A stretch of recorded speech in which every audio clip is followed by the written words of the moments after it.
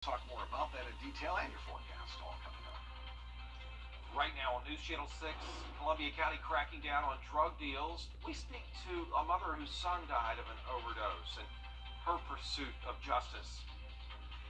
Plus, another school voucher bill is being debated at the South Carolina State House. We'll take a look at why supporters say it won't take away money from public schools. And Georgia's governor calling for schools to stop those mask mandates. Reaction to that as Your News at 5 starts now. Live from Television Park, this is WJBF News Channel 6 at 5. Good evening, everyone. I'm Jenny Montgomery. I'm Brad Means. Thanks for joining us. Coverage you can count on begins in Columbia County, where the district attorney has drug dealers in his sights, especially those lacing drugs with fentanyl. News Channel 6's Mary Calkins spoke with a mother who lost her son to a fentanyl overdose. You peddle illicit narcotics in our community and a death results. If we can develop appropriate facts, we will pursue you and charge you with murder.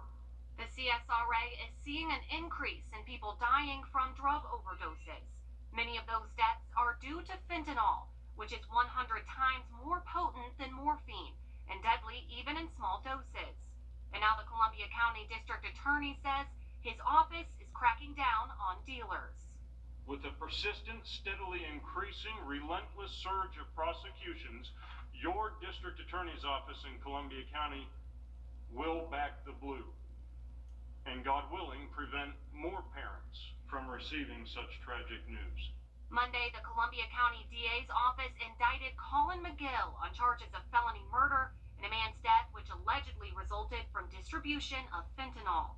And that's one family potentially receiving justice. But there are so many others, like the family of Chase Wjbf. Chase had gotten sober from pills after spending 6 months in a rehab facility. I told them all that they gave me my son back. I had Chase for that 6 months. We could go see him on Sundays and he would come home. We had our Chase back, and it was the best. After those 6 months, Chase went to a sober living facility in Florida. There, his roommate had relapsed and offered him pills. And he wasn't there 8 days, and it was an overdose of fentanyl. He had like 16 times what it would kill you. Cynthia Wheelis says she will remember her son as a bright light. And she says she's glad Columbia County is sending a message. Drug dealers, stay away from these young kids. They've got to. These kids are so vulnerable. We've got to put a stop to it before we lose more and more. And Wheelis has a message for teens curious about drugs. Don't try any of it because it's so deadly and it's so addictive, and they say once you get addicted, it's so hard to come off of. On March 12th, the Wheelis family will host a charity golf tournament, Wings of Wheelis. All proceeds will go to Bridges, the rehab center that helped Chase get sober. In Columbia County, Mary Calkins, WJBF News Channel 6. Augusta commissioners hearing from the owners of a trouble. Statewide tornado drill coming up for tomorrow in just a little bit. Jenny, Brett. All right, thank you so much, Tim. Governor Brian Kemp says he wants to end mask mandates in all Georgia schools. Kemp announced his intentions in a tweet last night. The governor's called on a few remaining school systems to let parents be in charge of mask decisions for their kids. But not everyone agrees with Governor Kemp, saying vaccines and masks will prevent outbreaks in schools.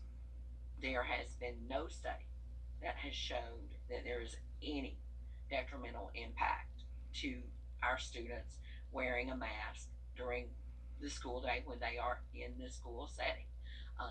But there have been quite a few studies that have shown that in those schools where masks are required, transmission of COVID-19 is greatly reduced. Governor Kemp says he will work with state lawmakers at the General Assembly and the State Board of Education to explore legal and legislative options. A meeting to decide whether polling locations. Live from Television Park, this is WJBF News Channel 6 at 5. Welcome back, everyone. I'm Jenny Montgomery. I'm Brad Means. Thanks for staying with us. Coverage you can count on begins with COVID hospitalizations declining across the CSRA. One local doctor says we're nearing the end of this surge. News Channel 6's Mary Calkins has the story. Things are definitely improving. I wish they would improve faster. we're still not out of the woods yet in terms of it's still putting a significant stress on the healthcare system, but it's definitely improving. Wednesday at AU Health, 116 people were hospitalized with COVID. That's 24 less hospitalized patients than the previous week. We're definitely coming down off of an Omicron surge. However, to put it in perspective, we're just now back down to the previous peaks. We've just now dropped down to what the previous peaks of total numbers of cases are. Dr. Philip Kuhl says with just how transmissible the Omicron variant is, the peaks from this surge are much higher than that of previous surges. In January of last year, COVID cases peaked at 10,000. In January 2022, that number was just over 21,000.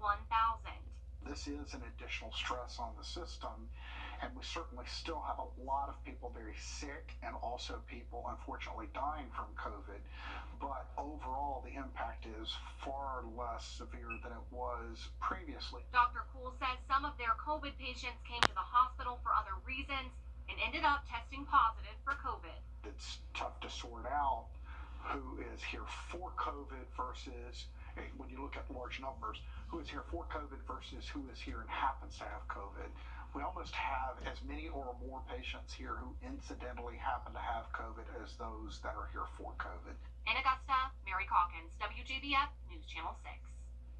Dr. Kuhl says it's important to get your booster vaccine and says it will likely be a yearly shot.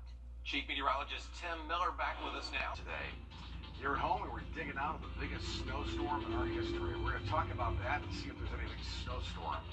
I highly doubt it. Coming in our forecast. Right now on News Channel 6 at 5, Augusta University and the Medical College of Georgia invited our cameras to witness the benefits of technology and the first steps for one bedridden cardiac patient. Also ahead, an update on what it takes to get a speed bump in your neighborhood. Those numbers from Richmond County. And a recent fight at Glen Hills Middle School raises concerns among parents. What school board members have to say. Those stories and more as your News at 5 starts now. Live from Television Park, this is WJBF News Channel 6 at 5. Good evening, everyone, and thanks for joining us. I'm Jenny Montgomery. I'm Brad Means. We do appreciate it as coverage you can count on begins with a local mother telling News Channel 6 her son was beaten up by a group of boys at Glen Hills Middle School. Videos of it posted online. She says the boys are part of a gang that has really taken over Glen Hills Middle School and High School. News Channel 6's Ashley Jones has more. If he would have got hit or hit his head any wrong way, that probably been my son's life. Christmas Williams says her son was hit by a car when he was just 2 years old. That accident put him in a coma, and now at 15, it's still having effects on his health. That's why when she saw videos of her son on the ground being beaten up by another boy in the classroom, she knew she had to do something. As you can see on the video, when my son tried to get back up, he kind of like fell again, but then you see the boy's knee go dead into my son's face. And when my son got up, I don't know like if my son hit the desk or what it was, but my son had 3 knots on his head. That video is one of many posted on an Instagram page called Glen Hills Middle School Fights. Williams says after that attack, she took her son to urgent care. She says this attack is the latest in a string of several, both on and off school grounds. She says a group of boys that call themselves BGB is to blame. When my son came to me and told me, Mom, why me?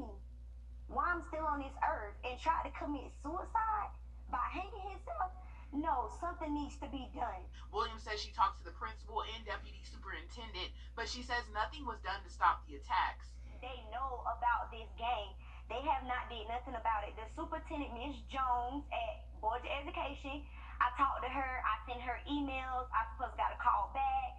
I haven't received anything. Richmond County School Board member Venus Kane says she doesn't know about this particular gang, but in the past she's been vocal about the number of fights at Richmond County schools.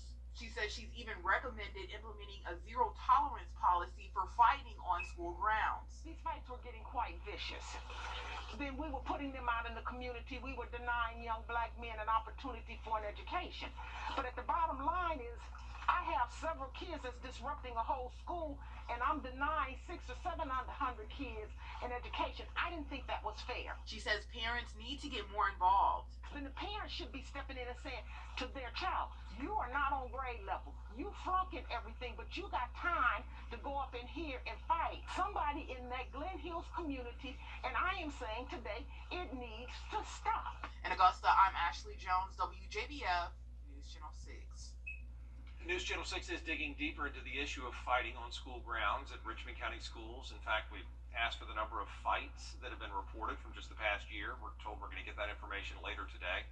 The school system did give us a statement that highlights the policy on gang activity, and you can check that out on our website now, wjbf.com. It's now easier for neighborhoods to slow down speeders in Augusta. Commissioners changing the policy for neighborhood speed humps. The devices are designed to slow down traffic. Under the old policy, 75% of neighbors had to approve, but now that's dropped to only 51%. Commissioners admit those speed humps are not always popular with drivers. This is something that we definitely need to get out there so that people understand the rules and the regulations, the policy of how these speed bumps do work. A lot of people want them, a lot of people don't. Under the new policy, paying for the speed humps will come from the general fund. In the past, neighbors were assessed a special tax to cover the cost. Time now to check in for a first. Thank you, Tim. On this month's edition of Hometown History, we honor Black History Month by taking a look at the Golden Blocks. That's a nickname for the area near Gwinnett and Campbell Streets, now known as Blaney Walker and James Brown Boulevard. News Channel 6's Kim Vickers has the story. The people that lived and worked in the Golden Blocks had a huge impact, and not just on Augusta. People like Lucy C. Laney, C.T. Walker, and A.R. Johnson, all educators. Reverend Walker was a big deal and very famous in his time, counting people like the Vanderbilts and Booker T. Washington among his friends. Now the Lucy Craft Laney Museum of Black History and the Greater Augusta Arts Council have teamed up for the Golden Blocks project. The project uses public art to connect people with the rich history the Golden Blocks holds. What this project does is it brings the history and knowledge and stories that are housed in the Lucy Craft Laney Museum of Black History out into the street where anyone can see it. You encounter it and you learn, and you get to celebrate Augusta's rich heritage.